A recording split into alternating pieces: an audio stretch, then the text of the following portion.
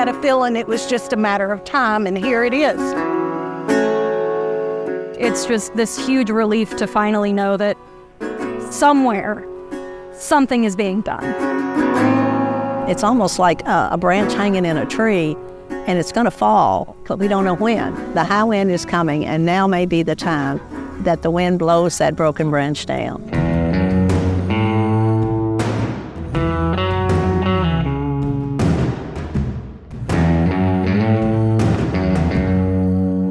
I'm Shay McAllister, and this is Bardstown.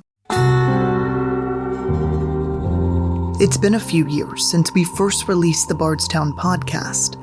If you haven't already, go back and listen to Season 1, where we detail the ambush shooting of Bardstown police officer Jason Ellis, the gruesome torture and murder of Samantha Netherland, a Nelson County High School student, and her mother, special education teacher Kathy Netherland, the disappearance of mother of 5, Crystal Rogers, and 1 year later, the murder of her father, Tommy Ballard. I never dreamed in 100 years something like this would ever happen to us. So, yeah, it makes you have a different perspective on life, that's for sure. Wheels don't fail me now.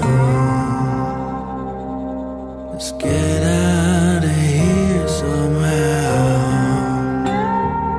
The last time we talked, all 5 cases were unsolved, but a lot has changed. Multiple people are now in custody, facing charges, including murder. New details from police are filling in gaps with important plot lines. Some people have suspected for years. Others caught everyone by surprise. But before we get to that, a reminder of who I am.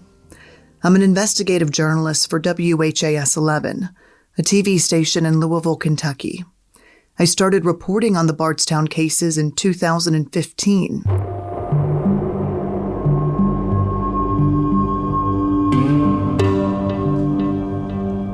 Crystal Rogers was reported missing the very same month I moved to Kentucky, just starting my career in journalism. Crystal was 35 years old and had 5 young children when she was last seen alive on 4th of July weekend.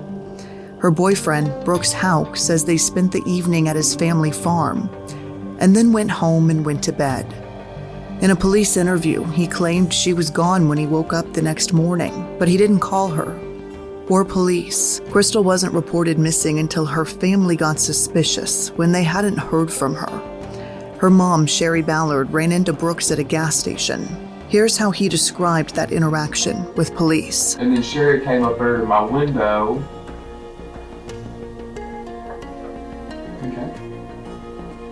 And asked me if I had seen Crystal.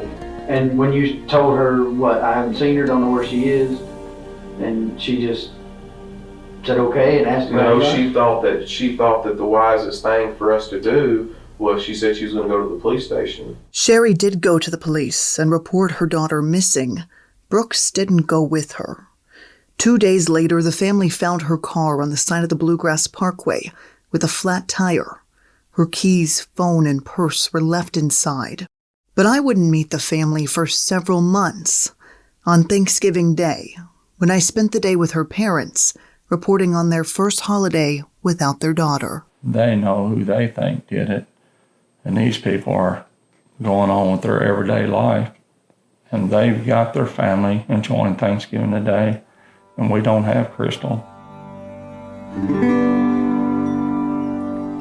Their passion to find their daughter and description of the mysterious circumstances around her disappearance drew me in. I wanted to know more about the case and the other odd, unsolved cases in the small community of Bardstown, deemed America's most beautiful small town.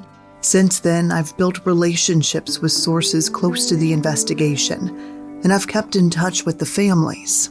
I, like most people in this community, have been waiting for the day the puzzle pieces started falling into place.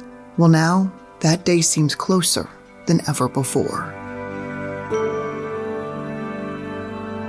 The best place to begin this latest chapter of developments is the beginning of 2023. when we'd got word of a new face joining the web of agencies and investigators working in Bardstown. Shane Young, the lead prosecutor in Hardin County, a neighboring county to Nelson County, was appointed to bring charges in 3 of the Bardstown cases: Crystal Rogers, Tommy Ballard, and Jason Ellis. Notably, the Netherlands case was not included there. When I asked the Attorney General's office about that distinction, they said it was intentional.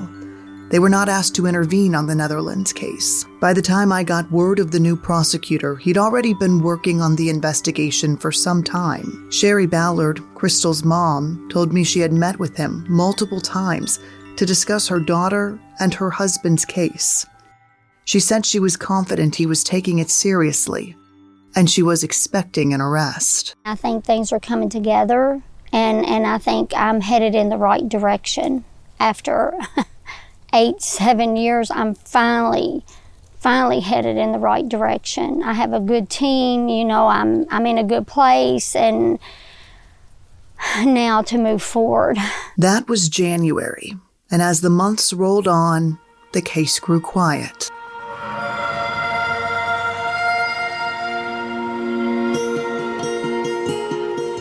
Very quiet.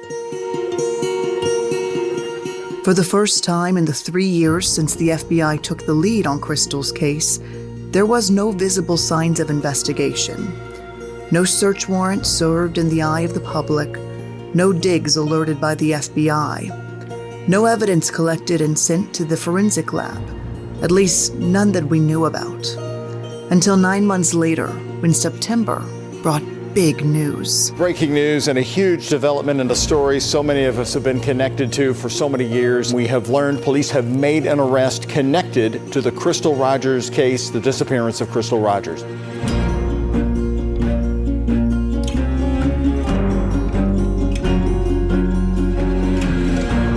As it turns out, the new prosecutor, Shane Young, was changing things up on us, no longer allowing the investigation to unfold in front of the public eye. But he was working, and a man named Joseph Lawson was the very first sign of that. Attorney Kevin Coleman is confirming that his client, Joseph Lawson, has been indicted in connection to the disappearance of Crystal Rogers. According to court documents, Lawson is charged with conspiracy to murder and complicity tampering with physical evidence. The news broke late, after 10 at night. At that point, the courts were closed, and we'd have to wait until the next morning to get more information. But that morning, news of the arrest spread fast, and for many in the small community of Bardstown, it was considered good news. I was at work when I first heard, and I literally jumped out of my chair. A lot of expletives. It's unreal. It's surreal. Someone texted my daughter with that information, and I think we were both shocked and relieved if, in fact, they have the right person.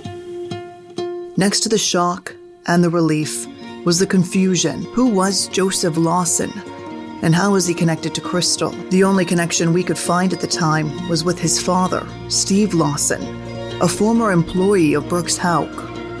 During a 2015 police interview, Nelson County Sheriff's Deputy John Snow asks Brooks about a late-night conversation on the night Crystal disappeared. The detective explains he saw the 13-second phone call in Brooks' phone records, and he asked Brooks who would have been calling him at midnight. There appears to be a phone call around midnight. All right. On Friday night, Saturday morning. All right. I'm talking about on your way home, basically. All right. Do you know who that person was that called you around midnight? Do you remember taking a phone call? Can you just call the number back? I mean, I could. I could. What's I the could phone look at number? your phone. Yeah, look at my phone, but I don't remember You that. don't remember getting a phone call on the way home? Mm-hmm. Would it be unusual for you to get a phone call at midnight? I mean, it is for me, and I work for the sheriff's office. I get calls quite regularly. It was a pretty short phone conversation is the only reason I asked it. Mm-hmm. Kind of unusual to get a 13-second phone conversation at midnight. It is for me. It may not be for you. But. All right. Brooks tells the detective he doesn't remember the conversation, and they move on. And then Detective Snow brings it up again. I want to get your phone and look that phone number. All right. So just, You just want to put the number in, right? or check contacts or however you do it to see who it is. Yeah. Oh, Steve Lawson. Okay. Who is Steve Lawson? He's somebody works for me. Brooks finds the number in his phone and clicks on the speaker, ready to share the conversation with the police detective. It rings just a few times. And then Steve Lawson picks up the phone. Hey, Steve. Hey, I can't hear you real good. I'm gonna ask you to speak up a little bit, okay? Okay, sir. Hey, I was wanting to know. Hey, I've got some things going on next week. I'm gonna need your help with me. Are you already booked up, or can you help me? All right. Well, I can write them all down and get them there for you. But I was actually talking about doing some more work with your little skid steer and so forth. Mine's still broke down. Get with me tomorrow. I'm coming. I know you have a hard time hearing me because it's where I'm located at. All right. So just get in touch with me tomorrow and we'll see what we can do. Brooks begins the conversation asking Steve Lawson about work. He mentions a certain piece of machinery and asks if Steve can help with an upcoming job. Steve agrees and then shifts the conversation. He tells Brooks he's sorry for what he's going through, and he has him in his prayers. I just want to tell you I'm sorry about everything that's going on in your life, brother, and I got you in my prayers. I said it is a very difficult and trying time, but I appreciate you saying that. But hey, I need your help while I got you on the phone here. Do you remember the other night you called me really, really late, and I forgot what you asked me. Can you? I guess it wasn't on the phone. I might have been tired. I know it was pretty late at night. Can you remember what you asked me or what you were after? I can't remember. Yes, sir, I can. I called to ask you for them numbers for a house. Oh, for a rental house. Yes, sir, And I did. and what did I forgot? What did I tell you? You told me that you would call, what's her name, Katie or whatever, she handles all that. Crystal. Crystal, okay, I apologize. Yeah. And she said she handles all that, and that you would get back with me on it. All right. Thank you so much, now. Hey, if there's anything I can do, you give me a call. Thank you. You have a good night now. Yes, sir. God bless you. Thank you. Brooks ends the phone call, and Detective Snow looks perplexed. He's just realized something odd about that conversation. Steve Lawson told Brooks he had called him with a question for Crystal, and Brooks told Steve he'd have to call Crystal and then get back to him. But Detective Snow wonders if Crystal was in the car with him, as he stated earlier in the interview. Why would Brooks need to call her? Okay. So that begs a question in my mind. All right. If she's in the truck next to you when he called, why would you need to call her about getting numbers for rental property? Because being that late at night, we're headed to the house. You know, I just wouldn't. She normally's not going to deal with stuff that late. And I mean, I probably didn't even look at the phone to see who it was calling me. I'm sure I just answered it. You know. But he said you told him that you'd need to call her. All right. Why would you need to call her? I mean, that's an odd phrase for someone who's sitting next to you in the truck. Do you understand? You see what I'm saying? Yeah, I see exactly what you're saying. I mean, that's what if that right there is what I told him, that right there is what I told him. We wasn't on the phone that long, but normally I would just, she handles all that, and that's what I would do. She's not going to want to mess with that kind of stuff that late. I'm sure I'll probably try to answer the phone really quickly, so that it wouldn't, a lot of times after I get moving, Eli goes to sleep, you know. Sometimes he goes to sleep in the truck, sometimes he doesn't. So if you want to call him, you got his number and everything. If you want to call him, you know, you can call him. What do you think happened? I'm shocked. I do not know. There's no mention of Joseph Lawson, but there is evidence his dad knew Brooks, and they spoke on the night that Crystal disappeared. We asked Crystal's family if they recognized the name. They only knew of the same connection between his dad and Brooks Houck. So what do we know about Joseph Lawson? On his first court date, he appeared in front of a judge over video from a hospital bed. The 32-year-old from Nelson County is a paraplegic. Those who know him tell us he was constrained to a wheelchair after an accident several years ago, but that injury happened years after Crystal disappeared.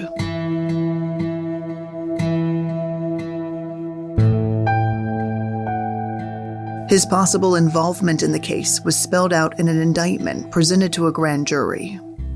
According to the indictment, Lawson's charges stem from an incident on the weekend Crystal Rogers was reported missing, just days before her keys, phone, and purse were found inside her car on the side of the Bluegrass Parkway. Lawson's accused of destroying, mutilating, concealing, or removing physical evidence and aiding in the commission of planning a crime that intentionally caused the death of another person.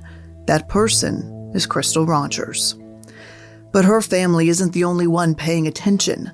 Another family, waiting for answers in a different Bardstown murder mystery, was watching the developments closely, hoping answers in Crystal's case meant answers in their case, too. It's been a while since you guys have sat down to do an interview. Why did today feel like an okay time? It's time. Like, we have kind of taken a hiatus to regroup from the ones that we've done before. And because of the light of all the information that's come out, I definitely think it's time to talk about him more and almost reintroduce him back to the public because it has been 10 years. That's Lacey Ellis Young, the youngest sister of Jason Ellis. And so it's been 10 years with no answers. It's been 10 years with no arrest made for his case either. So I definitely think it's time to start speaking up and almost demanding the answers that I think we deserve. She sits next to her mother and older sister inside a cozy living room in Cincinnati. Jason was born and raised in Cincinnati, and much of his family still lives there today. We live with it every day. I always use the line, it's not a story, it's our lives. And it's reminders of him that we see every day, reminders in our own children that we see a little bit of Jason in every single day. So it's an everyday thing that we live through. It's easier to talk about it over time, but when things happen, it's like that Band-Aid gets ripped off and then that wound is completely fresh like it happened yesterday. And I think too, because we live in the same town that we all grew up in still, like we haven't strayed from that, even though he lived in Bardstown, most of his life was here in Cincinnati. That's his other sister, Kelly Eastman. And so you see people who knew him, that grew up together. We see places where he played baseball, restaurants that he liked. So for us, it's just a daily reminder of what isn't around us. And then too, all of the life changes that have happened with our own families, kids graduating, kids going, it's just, we still live through every life moment. So every day is a day to remember him. I keep in touch with Jason's family, much like I keep in touch with Crystal's family. When they hear news of a development in Bardstown, they usually call me and ask if I've heard anything about Jason's case. They call me because they say communications with investigators hasn't been consistent, not since the very beginning, 10 years ago, when Jason was killed. That's probably been the most disappointing part for us because we don't hear anything.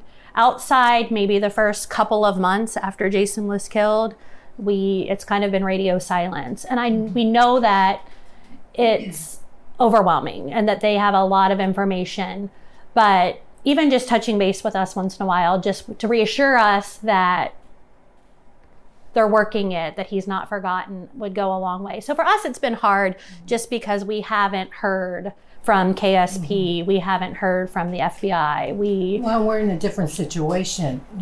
They're in Kentucky, we're in Ohio. Right. So we're not easy access like maybe Crystal's mom. That's Pam Deerwester, Jason's mom. She doesn't talk as much as her daughters, but she nods along with their frustrations. So, but the phone works. Yeah. Right. But I will say though, whenever we do see the investigators, they're very, very loving and reassuring to us. So you're not getting the communication as often as you like?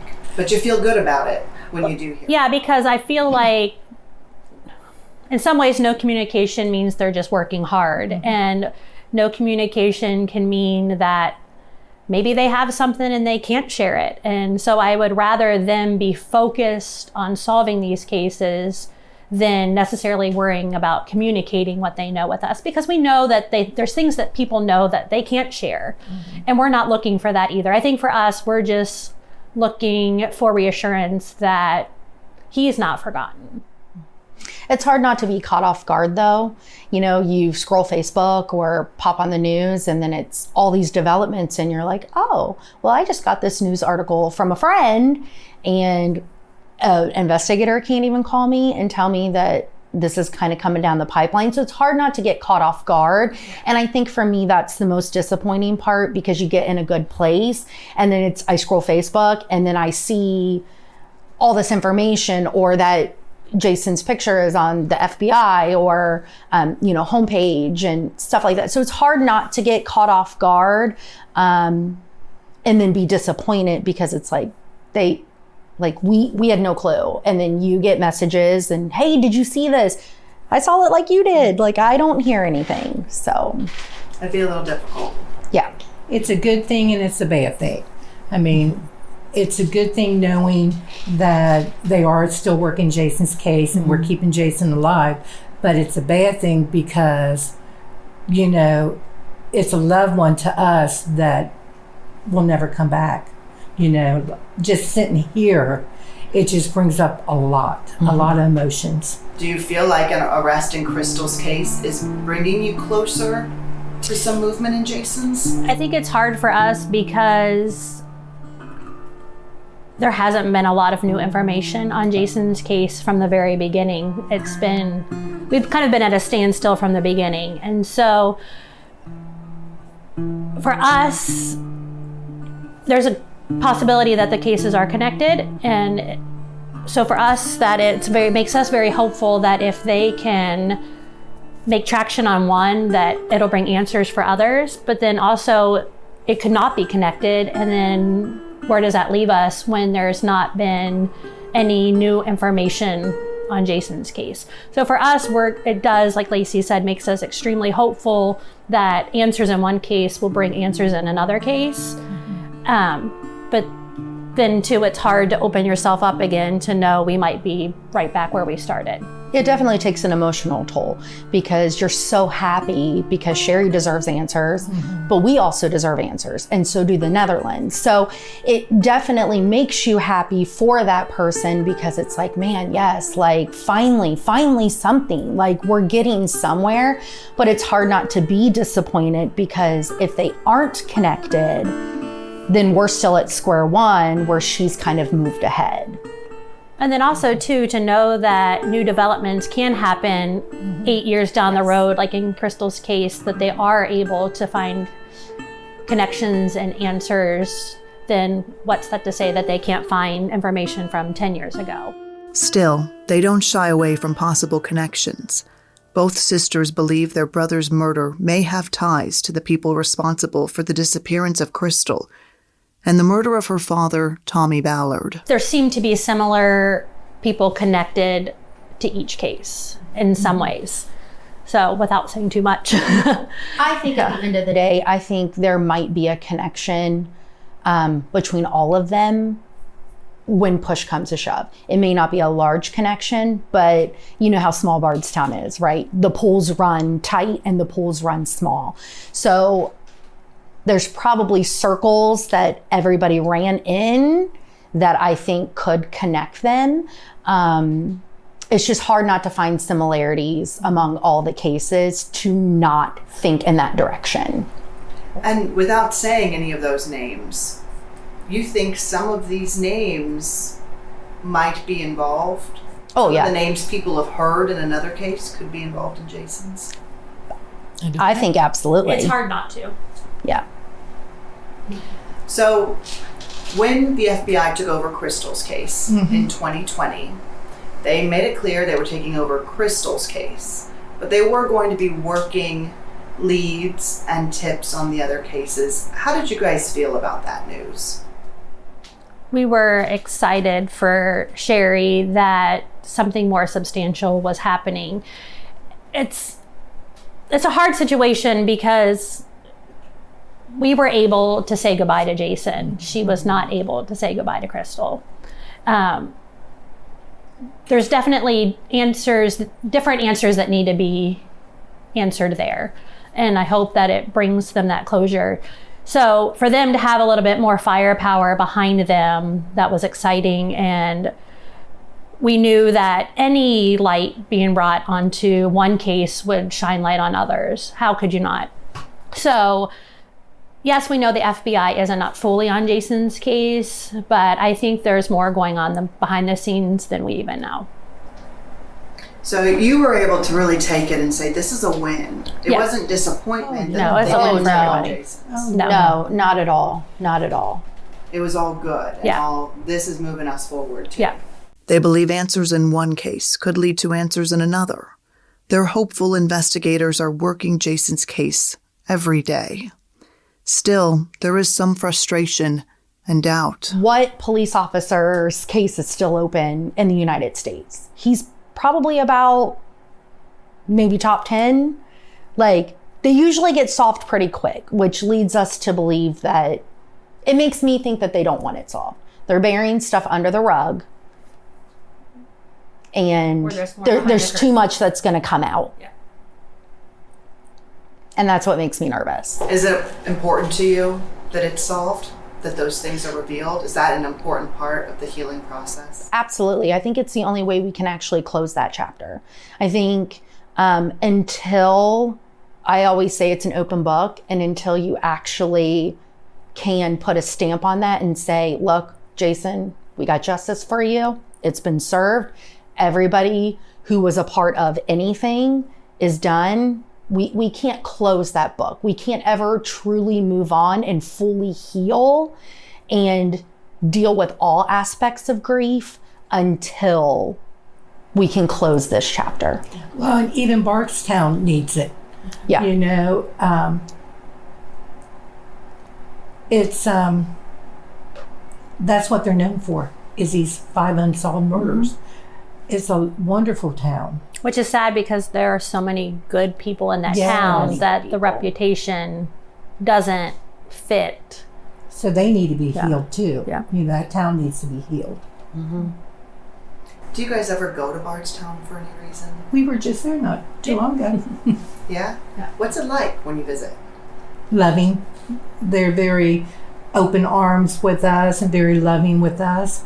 I definitely think there's also an eerie feel. It is. Yeah. That's what I was going to say. Because there's a lot of new people we don't know. It's weird. Yeah. And you feel it. It's odd. You feel the tension. dark cloud. Yeah. And the tension. You definitely, you come in and it's just weird. Like, it's just awkward. It's awkward being there because of who we are. And because we don't live there. And I think that's maybe why we might feel it a bit more, because we come in as essentially outsiders. And then you just feel, as quickly as I'm there, unfortunately, is as quickly as I want to exit.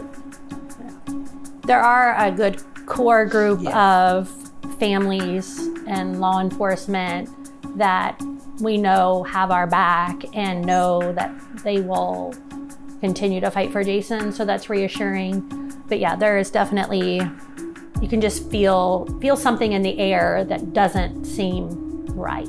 Something doesn't seem right. Their final thoughts before we said our goodbyes that day. And their sentiments match a common theme in Bardstown, not only with visitors, but also with locals. Every time I visit Bardstown, someone tells me they're ready for the cozy town to return to its prior reputation. Want to see Bardstown back to kind of being what I knew it growing up, which was a safe and really pretty place to grow up. This is just the beginning. The information is going to trickle out, and we're going to try to put it together like a big puzzle. And with another arrest on the horizon, they could be one step closer to piecing together that big picture.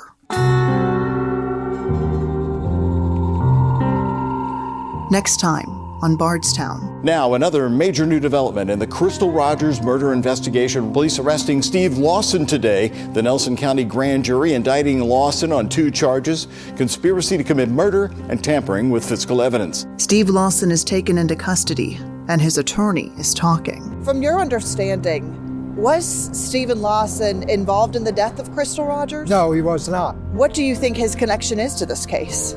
He was an employee, part-time employee of Houck, and he had an association with Houck. Mr. Houck has had conversations with him about Crystal. And that's the extent of my client's involvement. And what about Steve's son? Steve's son, I'm not sure about the evidence that they have against Steve's son. I know that he's extremely involved. Bardstown is a WHAS 11 news production, written by me, Shay McAllister, and edited by WHAS 11 chief photojournalist Philip Merle. Visit our website, WHAS11.com, where you'll find more background on the cases we cover and exclusive visual elements that support what we discuss. Let's get out.